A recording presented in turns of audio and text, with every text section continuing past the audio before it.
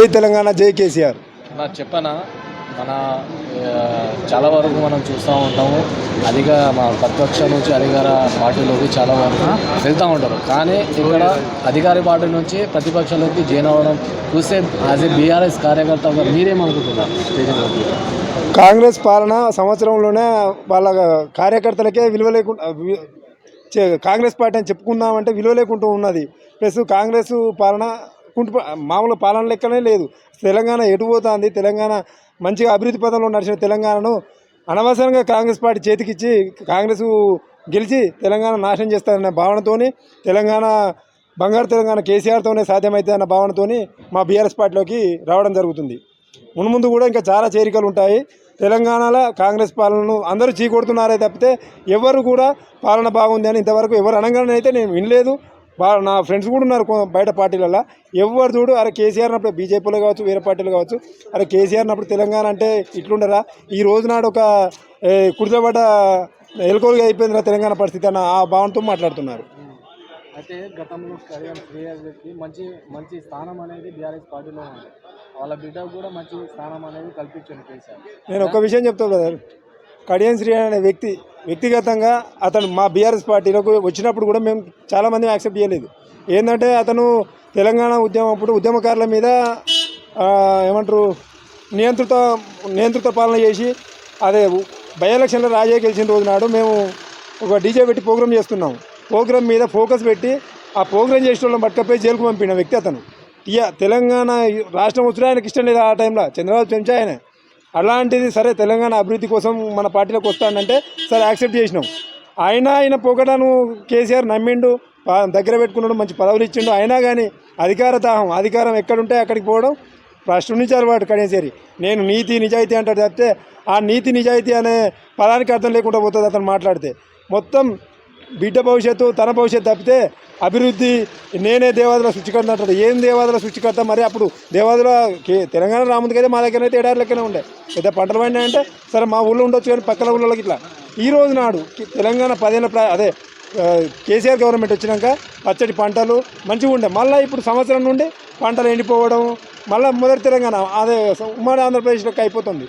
అది మొత్తానికి కడియం శ్రీ అనే వ్యక్తి పెద్ద దొంగ, పెద్ద చీటరు. అతను ఏ రోజు నాడైనా ఈ నక్క తెలివితేటలు తప్పితే ఆయన పెద్ద విషయం ఏమీ లేదు. ఏమనంటే ఆయన మామూలుగా ఏంటంటే నియంత్రిత పోకట. ఆయన దగ్గర పోయి ఫోటో తీద్దామంటే ఆయనకు పెద్ద దొరలెక్క ఫీల్ అవుతాడు. ఆయన దళిత దూర పేరే ఉంది మా దగ్గర. ఆయన దగ్గరికి ఫోటో ఎవరైనా పోయినా అప్పుడు బీఆర్ఎస్ పార్టీ కోసం మొన్న ఎలక్షన్లో చాలా కష్టపడ్డాం. మమ్మల్ని కూడా ఆయన మామూలు కందిరిగా చూసేది. మేము ఉద్యమంలో జైలుకు పోయి వచ్చినాం. మాకే విలువ చెప్పేది, ఆయనకి ఎవరికి విలువ ఇస్తాడు? ఆయన చెంచాలో తప్పితే ఎవరికి విలువ ఇచ్చేది లేదు. ఆయన పార్టీ కోసం పెద్ద చేసింది లేదు. తెలంగాణ ఉద్యమంలో ఆయన ఇంత కూడా పాత్ర లేదు. అభివృద్ధి అంటే మా పార్టీలో తీసుకున్నాం తప్పితే ఆయన పెద్ద దొంగ. అది విషయం. ఆయన ఈ అక్రమ కేసులతో భయపట్టించి ఎన్ని రోజులు నడిపిస్తాడు? ఇంకా 3 సంవత్సరాలు 4 సంవత్సరాలు కావచ్చు ఆయన పాలన. తర్వాత మళ్ళీ వచ్చేది మా గవర్నమెంటే కదా. బిడ్డ భవిష్యత్తు ఆయన భవిష్యత్తు ఖచ్చితంగా రాజకీయ సమాధి కడియం శ్రీ రాజకీయ సమాధి మాత్రం 100% ఖచ్చితంగా అయినట్టే. ఈ ఎలక్షన్లతో మళ్ళీ వచ్చే ఎలక్షన్లలో కడియం శ్రీ డిపాజిట్ గల్లత్తు, కడియం శ్రీ పేరు కూడా లేకుండా చేస్తాం మా గన్పూర్ నియోజకవర్గంలో. అయితే కడియం శ్రీ నేను స్టేషన్ గన్పూర్ అభివృద్ధి కోసమే, స్టేషన్ గన్పూర్ ప్రజల కోసమే నేను ఆ పార్టీలోకి అధికార పార్టీలోకి జాయిన్ అయినా అని చెప్పేసి కడియం శ్రీ అంటున్నారు. ఏం అభివృద్ధి చేస్తాడు? పెన్షన్లు ఇవ్వడానికే పైసలు లేవు ఆయన దగ్గర. కొంత పాలన వచ్చే ఆదాయం రాకుండా ఒక సంవత్సరంలో వాళ్ళు కమిషన్ తీసుకుంటే సరిపోతుంది. ఆయన ఎక్కడి నుంచి అభివృద్ధి చేస్తాడు? ఎక్కడి నుంచి ఫండ్స్ తెస్తాడు? ఏ నుంచి పెడతాడు? పెన్షన్లు ఇవ్వడానికి పైసలు లేవు, జీతాలు కరెక్ట్ రావట్లేదు. ఎక్కడి నుంచి చేస్తాడు? 420 హామీలు అవి అమలు చేయాలంటే దేశ బడ్జెట్ పెట్టాలనుకుంటా నాకు తెలిసి. ఆ హామీలు అమలు చేయాలంటేనే సరిపోతుంది. ఆయన స్పెషల్గా మాకు 800 కోట్లు చేసినా అని భోగ ప్రచారాలు చేసుకుంటా కాలం ఎలా తిస్తాడు. ఎవరంటే ఇప్పుడు వ్యవసాయ కూలీలకు తెలియదు కదా, అరే కడియం శ్రీ నీతి నిజాయితీ అనుకుంటారు. కానీ ఈరోజు అందరికీ తెలిసిపోయింది కడియం శ్రీ పెద్ద చీటర్ అని అందరికీ తెలిసిపోయింది. ఆయన అనుకుంటాడు ఆయన నలుగురు చుట్టూ పట్టగాలను పట్టుకొని నా సొంత చరిష్మాతో నేను గెలిచిన, నాకు మంచి పేరు ఉన్నది, నేను ఏడపోయినానని గ్రౌండ్ లెవెల్లో పోతే ఆయన జీరో. ఈరోజు జీరో. ఎక్కడికి పోయినా ఆయనను విలువిచ్చేటోళ్ళు కూడా లేరు. ఇంతకుముందు కొంచెం కడియం శ్రీ అంటే కొంత విలువ ఉండే. ఈ రోజు నాడు ఆయన మొత్తానికి పూర్తి జీరో. ఆయన పక్కనుండే వ్యక్తులు కూడా అరే నాయన ఆయన అమ్మాయి ఎప్పుడు మారేది తెలియదు, ఉసిరబెల్లికి మారుపేరు అయిపోయాడు కడియం శ్రీ అని చెప్పి మాట్లాడుతుండు. అయితే చివరిసారిగా అన్న ఇప్పుడు స్టేషన్ గన్పూర్కి ఒకవేళ ఉప ఎన్నికల్లో వస్తే రాజయ్య గెలుస్తారా లేకపోతే ఇప్పుడు కడియం శ్రీ గెలుస్తారా? బీఆర్ఎస్ పార్టీ 100% భారీ మెజారిటీతో గెలుస్తుంది. పక్కా అది రాసి పెట్టుకోండి.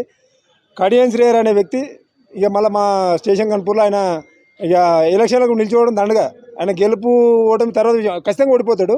ఆయన ఇక నిల్చొని విలువ తీసుకోండి. కాంగ్రెస్ పార్టీ విలువ పోతుంది, ఆయన విలువ పోతుంది. డిబేట్ కూడా ఆయనకి ఇప్పుడు ఆయన మామూలుగా ఇందిరా, సరే కాంగ్రెస్ పార్టీలో ఇందిరా మేడం ఉండే, ఆమెకి ఏదో పదవి ఇప్పిస్తా మా అని చెప్పి ఆమె ముఖం ఆమెను వాడుకున్నాడు ఎలక్షన్లు. అప్పుడు వాడుకున్నాడు. ఆ మేడంకు ఇంతవరకు ఏం పదవి లేదు పాపం. ఆమె కాంగ్రెస్ కార్యకర్తలను 10 సంవత్సరాల నుంచి చదువుకున్నది. ఆ కార్యకర్తలను ఇలా విచ్ఛిన్నం చేసి కొందరికి గుంజుకొని మళ్ళీ ఆడ కూడా కుట్ర రాజకీయాలు చేస్తున్నాడు. ఆ పార్టీలో కాంగ్రెస్ పార్టీని కూడా కలుషితం చేసిండు. ఆల్రెడీ పార్టీ కలుషితం, ఇంకా కలుషితం చేస్తాడు. అది విషయం.